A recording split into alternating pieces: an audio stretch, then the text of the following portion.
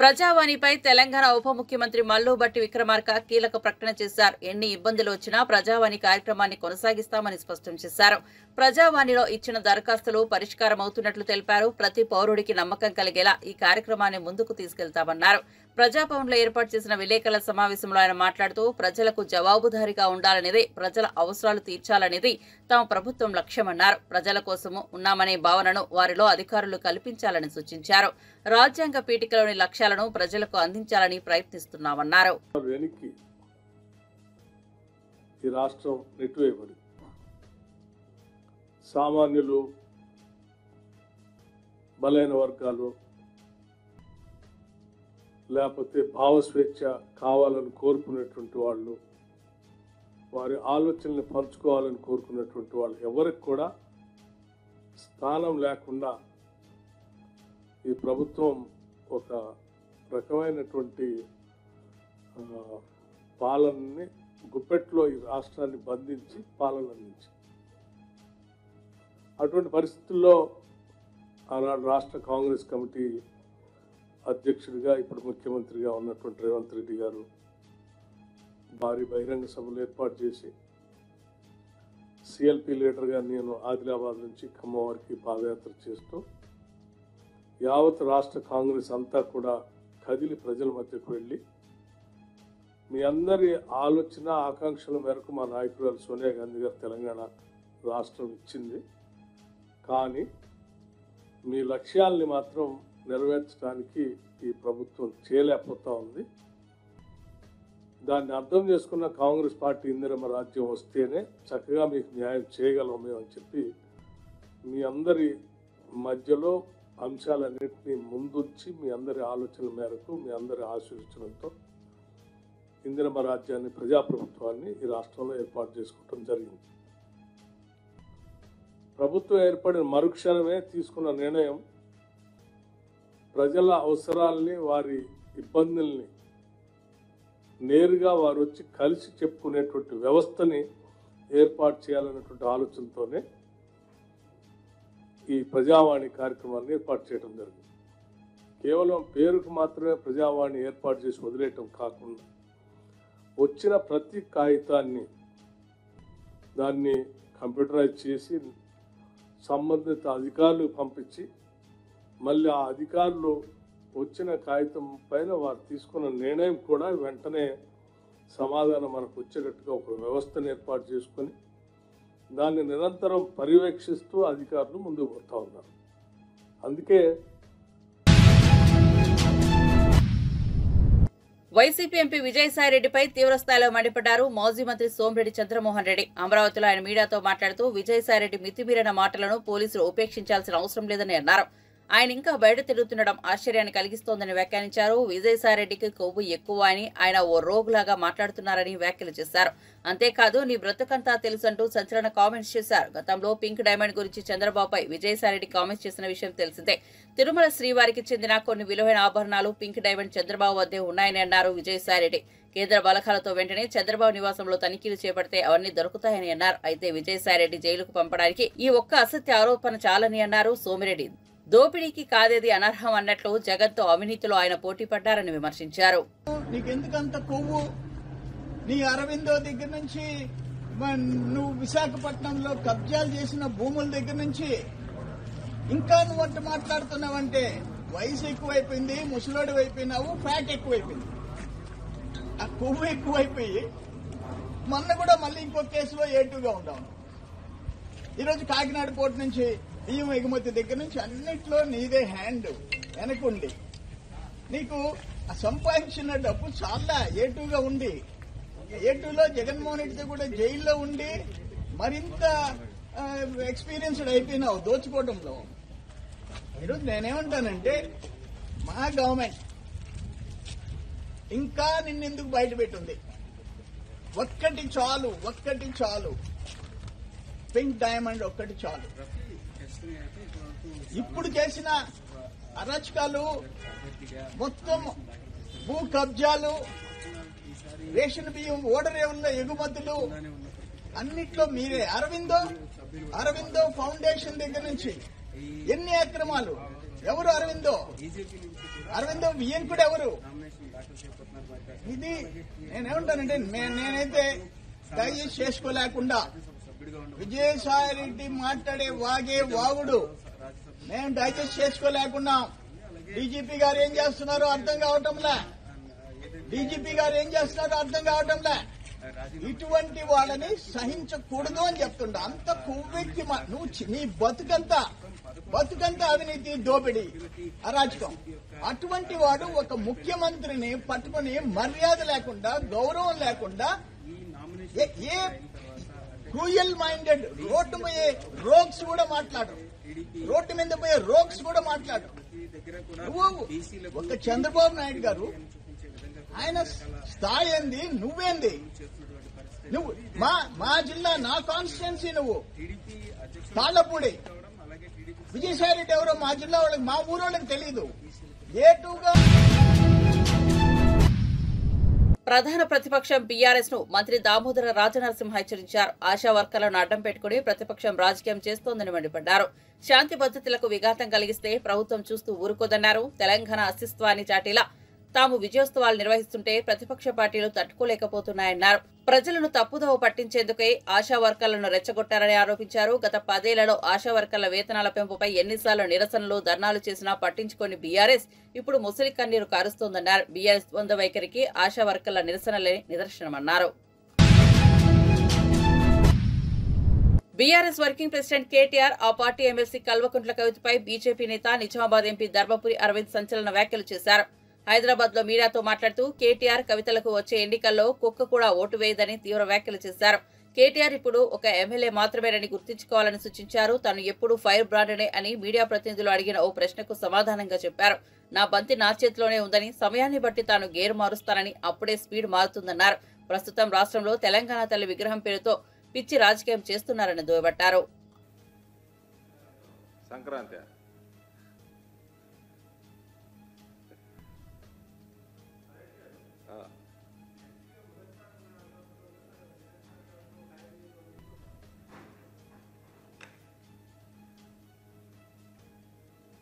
అరవింద్కి ఎప్పుడు ఏ గేర్లో బండి నడపాలనో బాగా తెలుసు. గేరు మార్చడం నా చేతిలోనే పని. సమయం సందర్భం వచ్చినప్పుడు గేరు మారుతుంది. There is no doubt.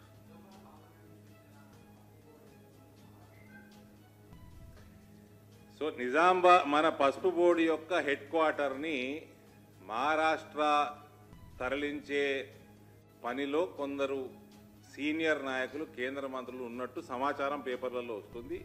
ఇదేమాత్రం correct కాదు. అది అంటూ ఏ ప్రాంతం వాళ్ళకి ఆ ప్రాంతం మీద ప్రేమ ఉంటుందండి. ఎవరైనా ట్రై చేసినా దాంట్లో తప్పిదం ఏం లేదు.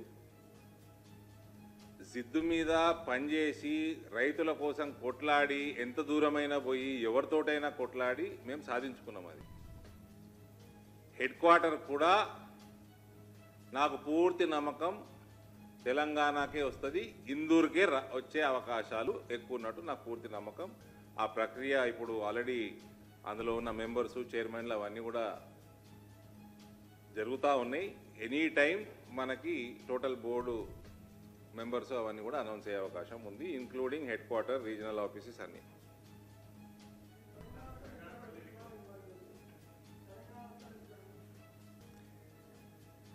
ఇప్పుడు ఇటువంటి రాజకీయాలు చేసే కొంచెం దురదృష్టకరం.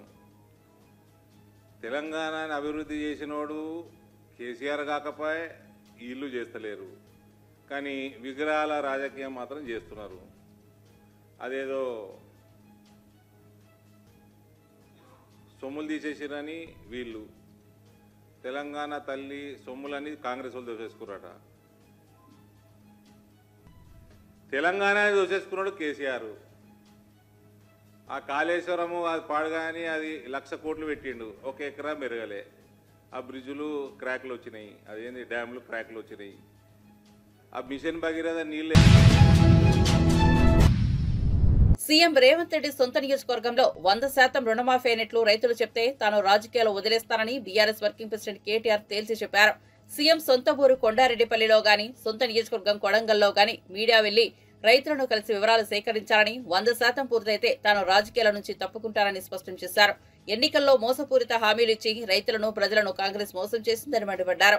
అలవిగాని హామీలిచ్చి అరకుర రుణమాఫీ చేసి 100% పూర్తయినట్లు గొప్పలు చెప్పుకుంటున్నారని ఆగ్రహం వ్యక్తం చేశారు.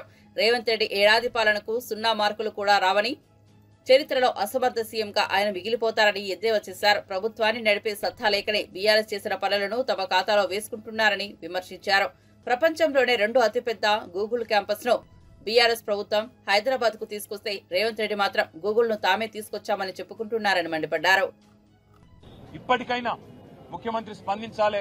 16వ తారీఖు అసెంబ్లీ ప్రారంభం కాబోతా ఉంది. తిరిగి ఈ లోపల స్పందించి వారికి న్యాయం చేయి, లేకపోతే అసెంబ్లీలో కూడా నిన్ను వదిలిపెట్టం. అసెంబ్లీలో కూడా తప్పకుండా ఆడబిడ్డలకు ఇప్పుడే నేను మాటిచ్చినా. కేసీఆర్ గారు ఏ రకంగానైతే మాకు మొన్న దిశానిర్దేశం చేశారో, ఆశ ఆడబిడ్డల కోసమే కాదు ఇతర చిరుద్యోగులకు కూడా అండగా నిలబడండి అని చెప్పారు. అదే ఆలోచనకు అనుగుణంగా 16వ తారీఖు నుంచి ప్రారంభమయ్యే అసెంబ్లీలో కూడా ప్రభుత్వాన్ని నిలదీస్తాం. మరొక వైపు మానవ హక్కుల సంఘం, అదేవిధంగా మహిళా కమిషన్ కూడా తప్పకుండా కలుస్తాం. దెబ్బలు తిన్న ఆడపిల్లలకు మేము చెప్పొచ్చాం. ఒకవేళ మీకు గనక ఇక్కడ ప్రభుత్వ వైద్యం, సర్కారీ వైద్యం మీకు సూట్ కాకపోతే, నచ్చకపోతే మీరు రండి, మా పార్టీ తరఫున మేమే తీసుకెళ్లి ప్రైవేట్ ఆసుపత్రిలో మంచి వైద్యాన్ని కూడా అందిస్తామని చెప్పి కూడా వారికి చెప్పినాం. ధైర్యం కూడా చెప్పాము. ధైర్యంగా ఉండండి, పోరాడండి, మీకు అండగా మేమంతా కూడా ఉన్నాం, మీతో భుజం భుజం కలిపి నడుస్తామని చెప్పాం. అసెంబ్లీలో కొట్లాడతాం, బయట కూడా కొట్లాడతాం. రాష్ట్రంలో ఉండే ప్రతి ఆశ ఆడబిడ్డకు మేము బీఆర్ఎస్ తరఫున మాటిస్తా ఉన్నాం. మీకు ఇచ్చిన హామీని, ప్రభుత్వం ఇచ్చిన హామీని నిలబెట్టుకునేదాకా మీ తరఫున శాసన మండలిలో మా మహమూద్ అలీ గారు, మా నవీన్ కుమార్ రెడ్డి గారు, అదేవిధంగా మహమూద్ అలీ సాబ్, అదేవిధంగా శాసనసభలో మేమందరం కూడా గొంతు విప్పుతాం. ఖచ్చితంగా ప్రభుత్వాన్ని నిలదీస్తాం. మీకు కూడా పూర్తి స్థాయిలో న్యాయం జరిగే వరకు మీతో ఉంటామని చెప్పి కూడా తెలియజేస్తూ, ప్రభుత్వం వెంటనే నిన్న అరాచకంగా వ్యవహారం చేసిన పోలీసులను తక్షణమే సర్వీస్ నుంచి డిస్మిస్ చేయాలి. సస్పెన్షన్ కాదు, సర్వీస్ నుంచి డిస్మిస్ చేయాలి. ఎందుకంటే ఆడబిడ్డల మీద చేసేటప్పుడు 1కి 2 సార్లు ఆలోచించుకోవాలి. ఎవరైనా సరే పోలీసు వాళ్ళు ఇష్టం వచ్చినట్టు, అధికారం ఉంది కదా, కాకి యూనిఫామ్ ఉంది కదా, మేము ఇష్టం వచ్చినట్టు చేస్తాం, ఏం చేసినా నడుస్తుంది అనుకుంటే కుదరదు, వదిలిపెట్టమనే మాట కూడా ఈ సందర్భంగా తెలియజేస్తూ, నిన్న మరి సహకరించిన పాత్రికేయ మిత్రులకు కూడా, వాళ్ళ మీద జరిగిన దాడిని దేశం మొత్తం దృష్టికి తీసుకొచ్చిన మా మీడియా మిత్రులకు కూడా ప్రత్యేకంగా ధన్యవాదాలు కూడా నేను తెలియజేస్తా ఉన్నా. ఉస్మానియాలో మంచి సేవలు కూడా అందిస్తా ఉన్నారు. డాక్టర్లు, పారామెడికల్ సిబ్బంది, అదేవిధంగా చాలా మంది పేదలు కూడా రోగులు ఉన్నారు. వారికి మంచి సేవలు అందిస్తున్న ప్రభుత్వ వైద్య సిబ్బంది. మహిళలంటే రేవంత్ సర్కార్ కు ఏమాత్రం గౌరవం లేదు. ఇటీవల లగచర్లలో గిరిజన మహిళా రైతులు మొన్న ఆశా కార్యకర్తలపై భౌతిక దాడులే ఇందుకు నిదర్శనమని కరీంనగర్ జెడ్పీ మాజీ చైర్పర్సన్ తులా ఉమా మండిపడ్డారు. తెలంగాణ తల్లి విగ్రహాన్ని ఆవిష్కరించిన రోజే కాంగ్రెస్ ప్రభుత్వం ఆశా కార్యకర్తలపై పోలీసులతో దాడి చేయించిందని ఆరోపించారు. తెలంగాణ భవన్లో ఆమె విలేకరులతో మాట్లాడారు. హామీలను నెరవేర్చాలని కోటిలోని మెడికల్ అండ్ హెల్త్ ఆఫీస్ ఎదుట శాంతియుతంగా నిరసన తెలుపుతున్న ఆశా కార్యకర్తలపై పోలీసుల దమనకాండ దుర్మార్గమని పేర్కొన్నారు. ఘటనపై మహిళా కమిషన్ కు ఫిర్యాదు చేశామని తెలిపారు. విచారణ జరిపి బాధ్యులపై చర్యలు తీసుకుంటామని చైర్పర్సన్ హామీ ఇచ్చారని పేర్కొన్నారు. బాధితులకు న్యాయం జరిగే వరకు ప్రభుత్వాన్ని వదిలిపెట్టబోమని హెచ్చరించారు. వారికి బీఆర్ఎస్ అండగా ఉంటుందని భరోసానిచ్చారు. చాలా మంది, ఒక మహిళనైతే ఆమెకు విపరీతం కాలు ఇరిగింది, ఆమె స్పృహ తప్పి పడిపోయింది. ఇవాళ హాస్పిటల్లోనే ఉన్నటువంటి పరిస్థితి.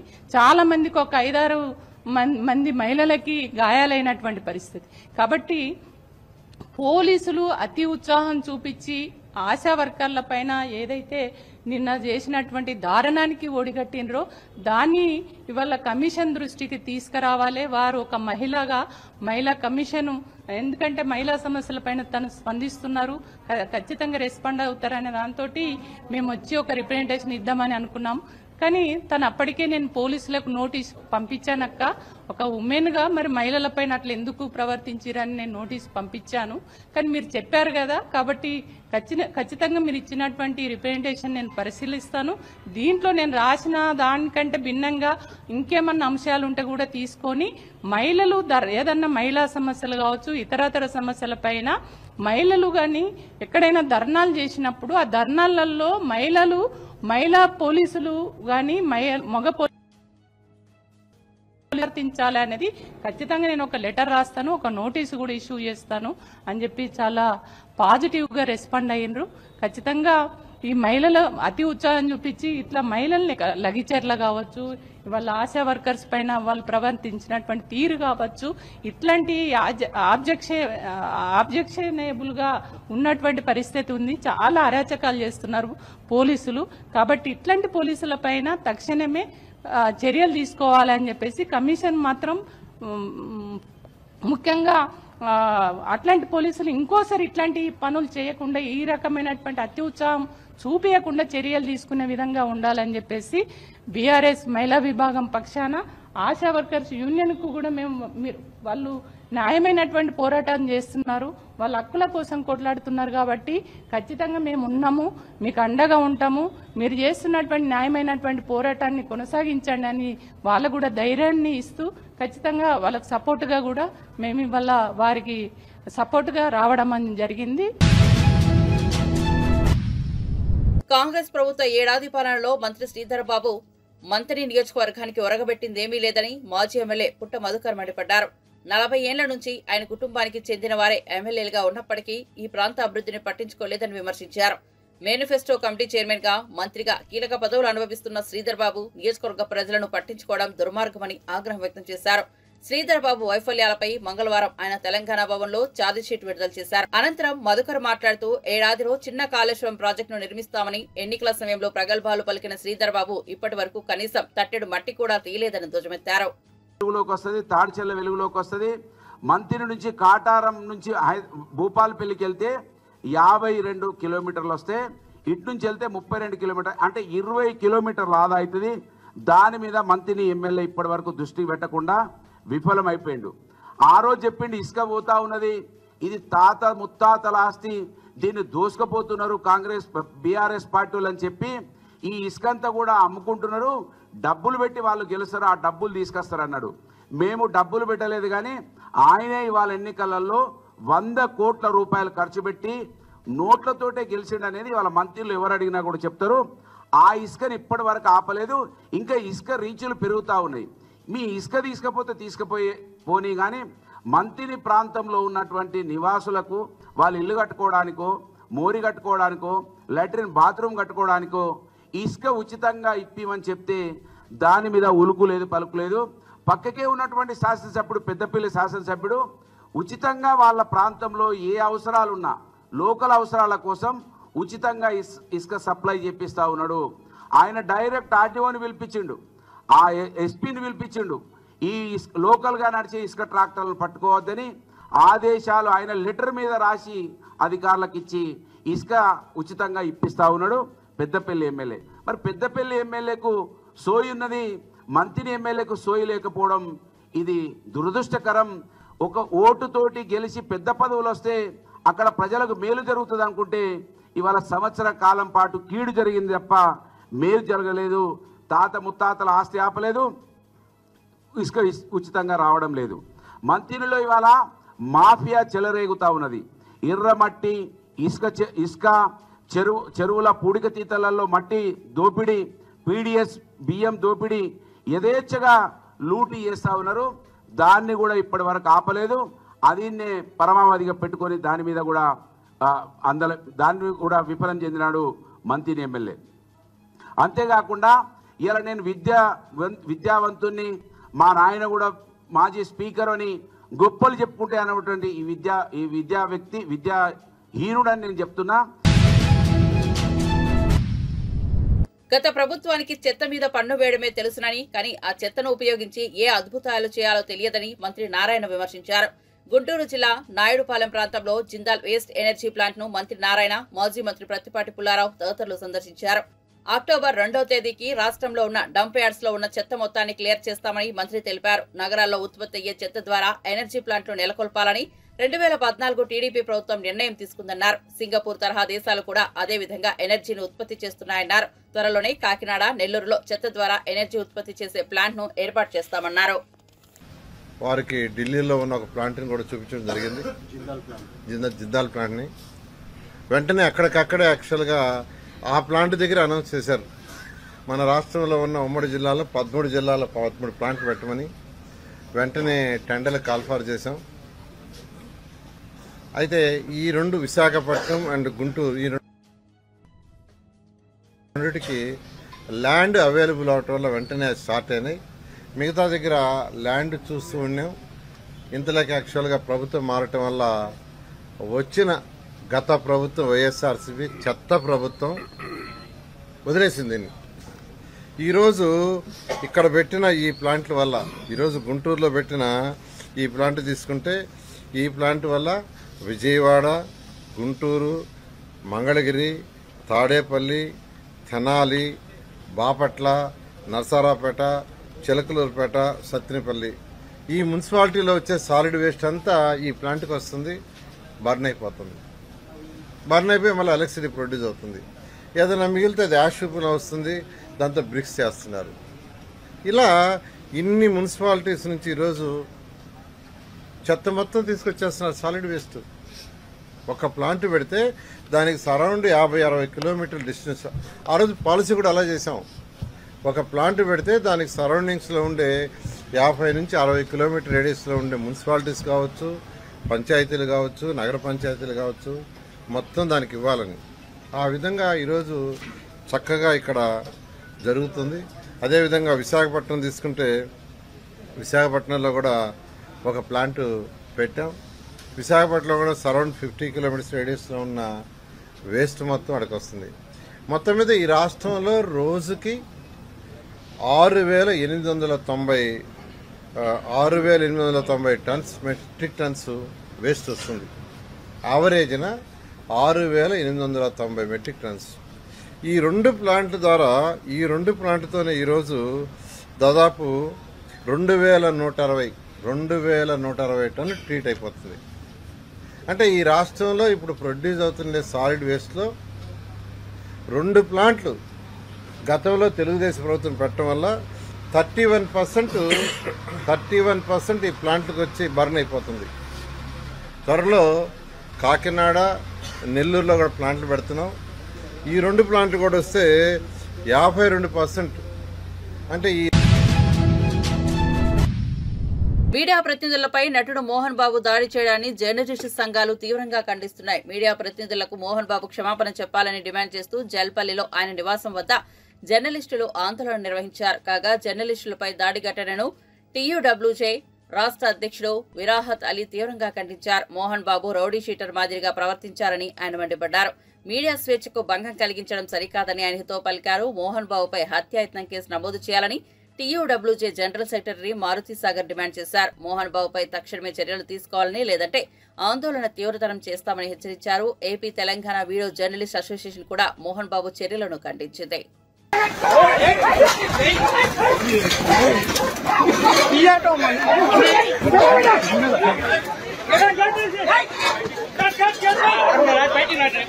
కెమెరాలని వాళ్ళు ఓటిరా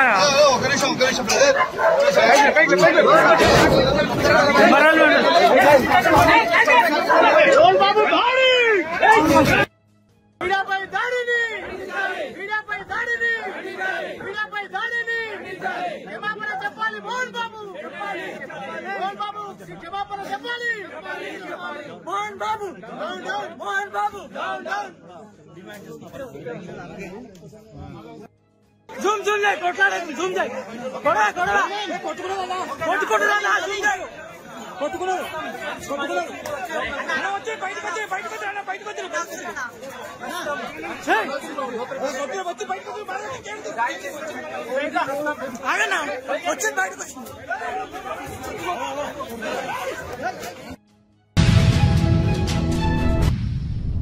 ఏపీలో అసలు ప్రభుత్వం ఉందా? పంట నష్టపోయిన రైతులకు ఎప్పుడు పరిహారం అందిస్తారంటూ వైఎస్ఆర్సీపీ నేత మాజీ మంత్రి బొత్స సత్యనారాయణ ప్రశ్నించారు. కాకినాడలో ఉమ్మడి గోదావరి జిల్లా వైఎస్ఆర్సీపీ సమీక్షా సమావేశం నిర్వహించారు. మాజీ మంత్రులు కురసాల కన్నబాబు, దాడిశెట్టి రాజా, వైఎస్ఆర్సీపీ నేత ముద్రగడ పద్మనాభం, మాజీ ఎంపీలు వంగాగీత, చింతా అనురాధ హాజరయ్యారు. ఈ సందర్భంగా బొత్స మాట్లాడుతూ విద్యార్థులు, రైతులు విద్యుత్ బిల్లుల పెంపుపై పోరాటం చేయాలని వైఎస్ జగన్ పిలుపునిచ్చారు. ప్రజల తరపున గొంతెత్తాలి, ప్రభుత్వంపై ఒత్తిడి తేవాలి, ధాన్యానికి మద్దతు ధర ఇచ్చి ప్రభుత్వమే కొనుగోలు చేయాలి. ఈ నెల 13న రైతు సమస్యలపై కలెక్టర్లకు వినతి పత్రాలు ఇస్తామన్నారు. ఈ నెల 27న విద్యుత్ బిల్లుల పెంపుపై ఉద్యమిస్తామన్నారు. జనవరిలో ఫీజు రీయింబర్స్మెంట్ కోసం ఉద్యమిస్తామని బొత్స తెలిపారు. జరుగుతున్నాయంటే అంతకుముందు ఒక మంత్రి గారు వచ్చారు, ఆయన వచ్చి పరిశీలించారు. ఏవో అక్రమంగా ఉన్నాయి ఇవన్నీ రాష్ట్రం ఏమని చెప్పి కొన్ని సీజ్ చేశారు, కొన్ని తీసుకున్నారు. అవన్నీ మళ్ళీ సిప్పాలకి ఎక్కిపోయేవి కాదు, సిప్పాలకి ఎక్కిపోయి చెప్పండి, ఎక్కిపోయి చెప్పు కదా. నా వరకు నేను అంతకుముందు ప్రశ్న, నా వరకు ఆయన వచ్చింది ఏంటంటే ఇక్కడ జరిగిపోతాను కాదు, ఆయన పార్టీ మంత్రిగా తల మీద నమ్మకం లేక ఆయన వచ్చాడు. ఇది జరుగుతున్నాయి. నిజంగా మీ అందరూ గుండె చేసి చెప్పండి, అధికారులు ప్రభుత్వం తాలూకా ప్రమేయం లేకుండా చెప్పే ఆమె ఆ పడవ ఎక్కువ బియ్యం నడుచుకొని చెప్పండి. అంత అమాయకులు చెవులో పువ్వుడి చెప్తారా? ఇంకో విషయం అడగండి.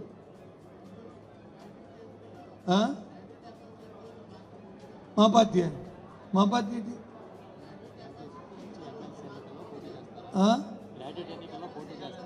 ఎన్నికల్లో రాబోయే ఎన్నికల్లో పార్టీ తరఫున ఎవరో పోటీ చేయాలి,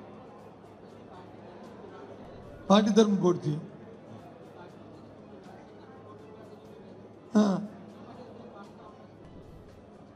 అలా ఉంది పరిస్థితి, అలా ఉంది ప్రజాస్వామ్యం. ప్రజాస్వామ్యం అంటే ఎంత అపహాస్యం చేస్తున్నారో ఆలోచన చేయండి. ఎంత చేతుల్లో తీసుకుంటున్నారు, ఏ విధంగా ఉందో. ఇంకా ఇద్దరు వచ్చారు, బాగానే ఉంది.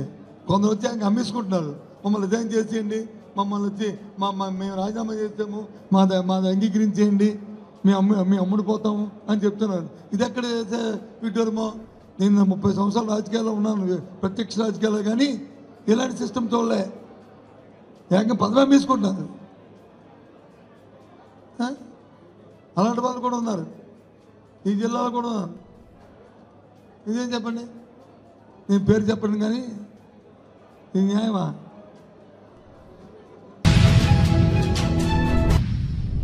టాలీవుడ్ సీనియర్ నటుడు మోహన్ బాబు తన నివాసంలోకి ప్రవేశించిన మీడియా ప్రతినిధులపై దాడికి దిగడం పట్ల సర్వత్రా విమర్శలు వ్యక్తమవుతున్నాయి. ఈ అంశంపై ప్రజాశాంతి పార్టీ అధ్యక్షుడు, ప్రముఖ శాంతి ప్రబోధకుడు కేఏ పాల్ కూడా స్పందించారు. మోహన్ బాబు అయితేనేం ఇంకెవరైతేనేం మీడియా ప్రతినిధులపై దాడి చేయడం సరికాదని వ్యాఖ్యానించారు. ఎంత పెద్దవాళ్లైనా సరే మీడియాపై దాడి చేయడం అనేది గౌరవమని పేర్కొన్నారు. మోహన్ బాబు మీడియా ప్రతినిధులపై దాడికి దిగడాన్ని తాను తీవ్రంగా ఖండిస్తున్నట్లు చెప్పారు. ఈ ఘటనపై మోహన్ బాబు వెంటనే క్షమాపణ చెప్పాలని కేఏ పాల్ డిమాండ్ చేశారు. మీడియా రిపోర్టర్స్ పై జరిగిన దాడిని నేను తీవ్రంగా ఖండిస్తున్నాను. ఎవరైనప్పటికీ, ఎంత పెద్దవారైనప్పటికీ, మోహన్ బాబు గారు కావచ్చు, ఇంకొకరు కావచ్చు, మీడియాపై దాడి చేయడం అన్నది చాలా ఘోరం. అది కనుక తక్షణమే మోహన్ బాబు గారు క్షమాపణ చెప్పాలి. అలాగే ఈ చాలా దాడులు ఎక్కువైపోతున్నాయి మీడియా మీద, రాష్ట్రం అంతా, దేశమంతా.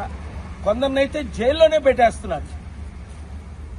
దీని కొరకు ప్రజాస్వామ్యంలో మీడియా బ్రతుకుంటేనే మనం బ్రతుకుండేది. దయచేసి ఎవరు ఎమ్మెల్యేలు కానీ, ఎంపీలు కానీ, సర్పంచ్లు కానీ ఎవరు కూడా మీడియా రిపోర్ట్స్ మీద ఈ రోజు నుంచి దాడి చేయకండి. God bless you.